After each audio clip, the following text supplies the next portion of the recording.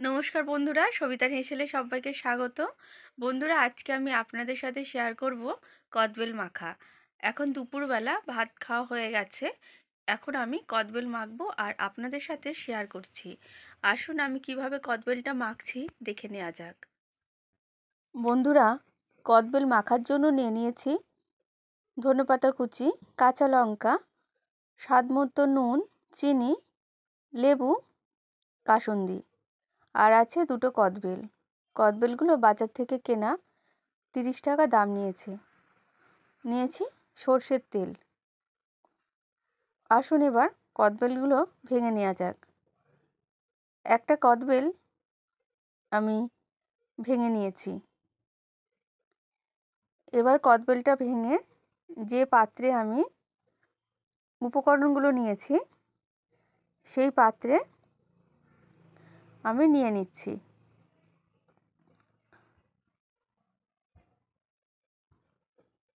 কদবেলটা ভাঙার সময় কিন্তু এই যে কদবেলের একটা যে গন্ধ বেরোয়, সেটা থেকে কিন্তু জিভে জল চলে এসছে, যাকে বলে একেবারে জিভে জল আনার মতো একটা জিনিস, খাবার জিনিস।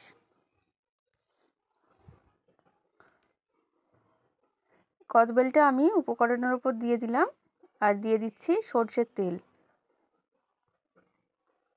প্রথমে একটা কদবেল ভেঙে আমি নিয়ে নিলাম, আর একটা ভাঙবো। তো এবার আমি কাঁচা লঙ্কাটা ভালো করে মেখে নিচ্ছি নুনের সাথে। এবার এই কদবেলের সাথে ভালো করে মেখে নেব। আমি হাত দিয়ে মাখছি, আপনারা চাইলে চামচ দিয়েও মাখতে পারেন, কিন্তু হাত দিয়ে মাখলে মাখাটা বেশি সুন্দর হয় আর খেতেও খুব ভালো হয়।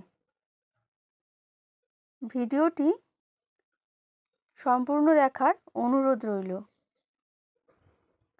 আশা করি ভিডিওটি আপনাদের ভালো লাগবে। আর একটা কথা বন্ধুরা, এই কদবেল মেখে খানিকক্ষণ রেখে দেবেন, তাহলে